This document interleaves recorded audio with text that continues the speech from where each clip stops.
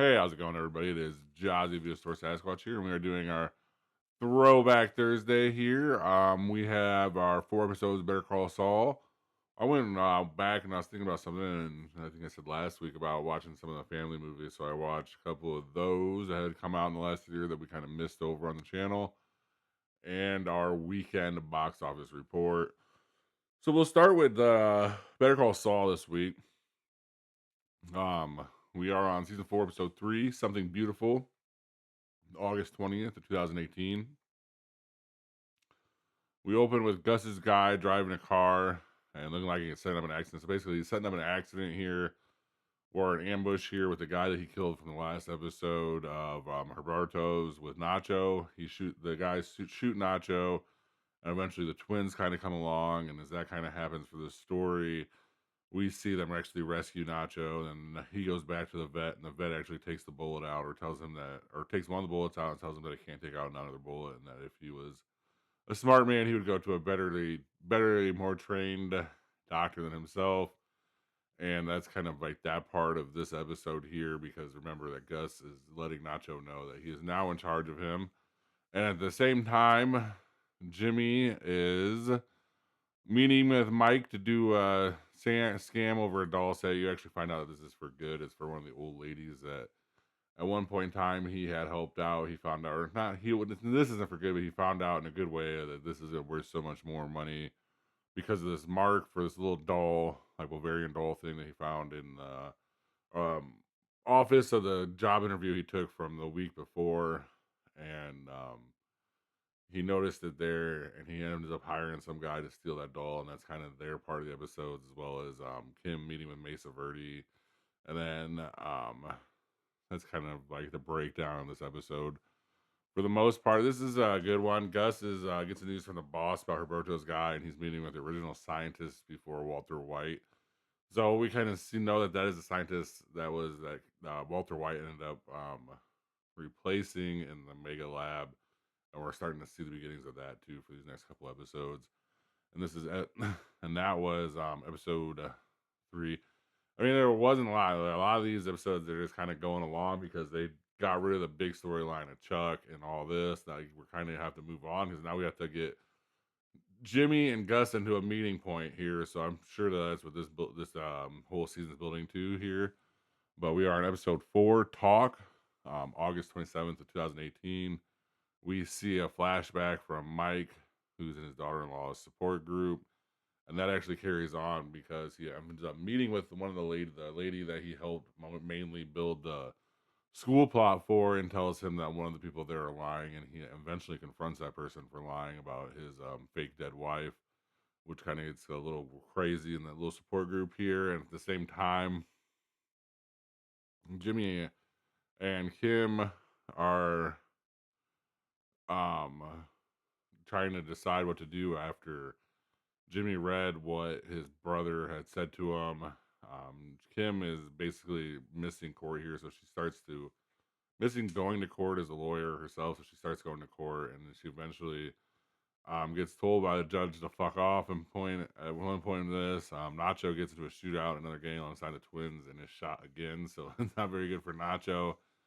It's crazy, and Mike is having a meeting with Gus. This is a crazy like kind of episode here where we see Mike's kind of involvement with Gus starting, and Gus not happy that he knew that Nacho was going to kill him, and Mike kind of tell him, "Well, look, I knew this, but I didn't have to tell you everything."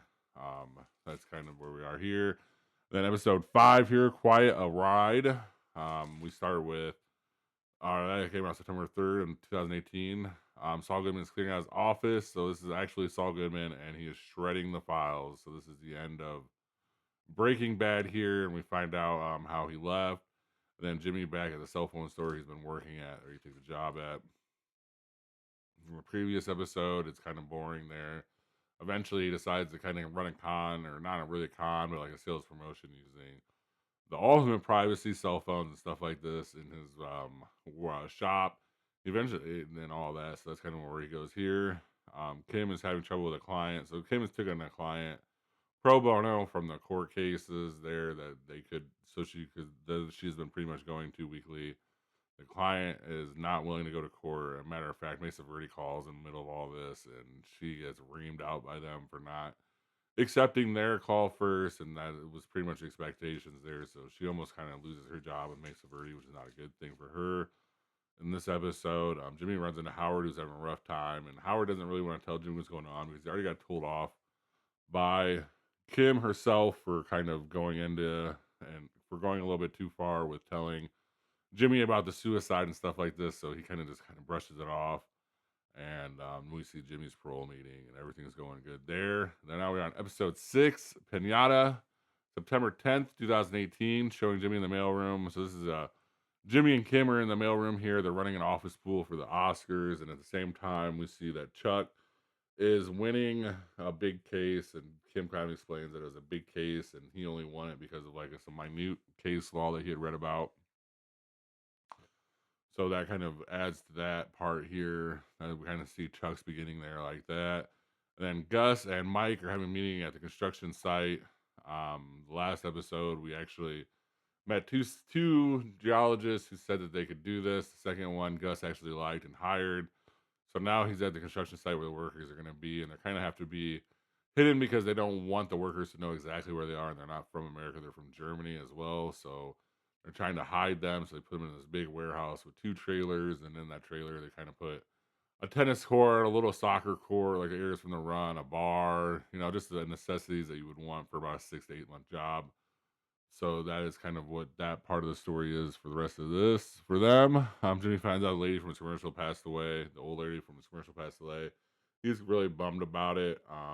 He makes sure that they know that, that everything in the will is going on, but he cannot help them because of the fact that he is no longer a lawyer.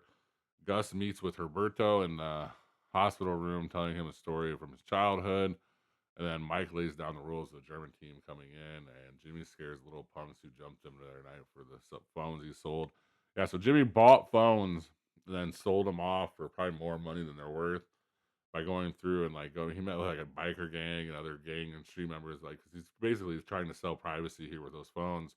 So he's doing that. He's saying, "Hey, look at they can't come in and listen to this, and every time you use it, you can just destroy it. You can move on because they're pay as you go phones." So it was a little good scheme here. That is where we are left off. We're at the end of this season here. Like I said, I have a feeling at the end of this season we're going to meet Jimmy is going to meet Gus, and that's going to start there. And I'm kind of interested to see where Jimmy and Kim's kind of relationship goes because it is being tested right now. And the main test right now is Kim does not want to be long term hooked up with Jimmy, so that is not good for them or the relationship. And that is our Better Call Saul part of this show. We are moving on here to a couple family movies I watched. The first one I watched was Zootopia, directed by Jared Bush and Byron Howard, starring Jennifer Goodwin, Jason Bateman, Ki-Hu Kwan, and Fortune Feimster. Brave Rabbit Cop Judy Hopps and her friend, the Fox and Nick Wilde, team up again to crack a new case, the most perilous and intricate of their careers. CM Punk, Roman Reigns is in this. Andy Samberg plays a good job in this. Idris Elba, Patrick Warburton, Danny Trejo, Alan Tudyk. I think there's so many more people than that. I just kind of listed the ones I could think of. I saw right at the top of the head, and I could actually like recognize as we were talking.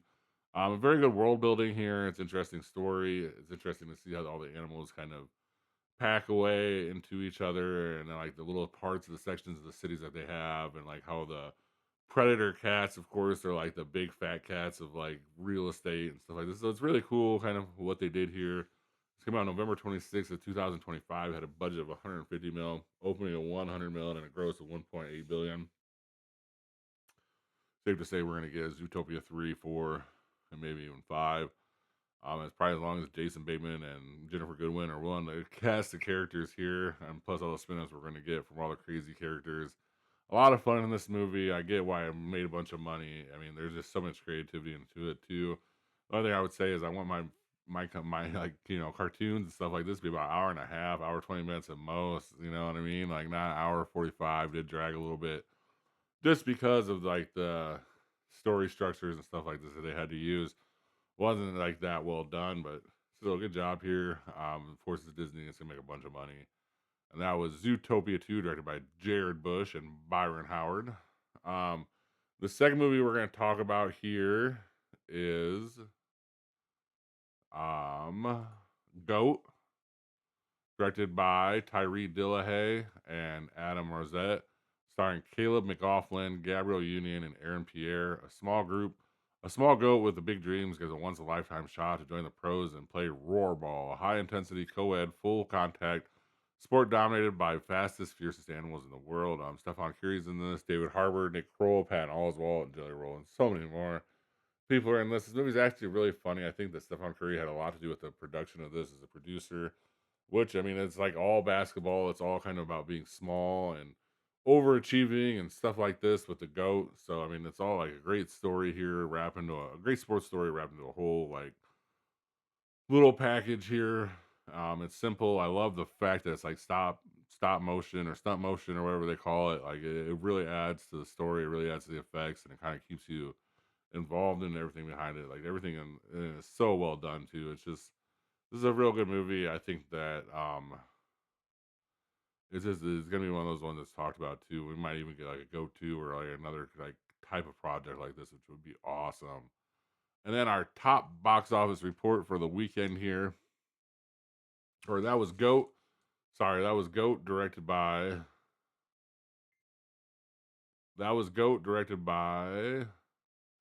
Tyree Dillahay and Adam Rosette. And now we'll talk about our box office report here. We have Project Hail Mary with 81 million and a total of 97 million. I didn't realize that this movie sold like this. I gotta go see this movie, to be honest with you. I probably will go see it this weekend instead of anything else that came out. Very well done here for them. Hoppers, 18 million, and Rahondar, The Revenge, 10 million, and Ready or Not, 9.1. Isn't that interesting how um, Scream 7, universally loved by critics, or universally panned by critics, and the internet, all that, and then just destroyed this movie, which is completely loved by all the people on the internet. And I thought was not the worst of the two movies. To be honest with you, yes, it was the worst of the two movies, but not by much. It wasn't like it was a huge drastic step off. It was just if you're gonna be like which one's better, I would say Scream 7 because it was better. But on top of that, this is the second one. Did the Ready or Not did kind of like lag on a little bit, and like there was no real lag on with Scream. Like anything is kind of gun punch, and it kept coming at you. So that they're two different type of movies here, and look at all the difference in the criticisms.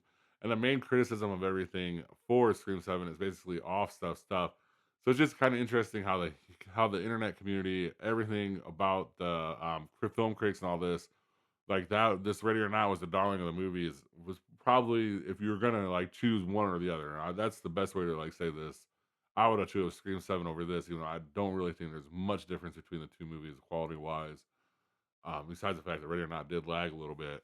Like there is like a little couple things you can nitpick about Scream 7 too, but we're not gonna do that here.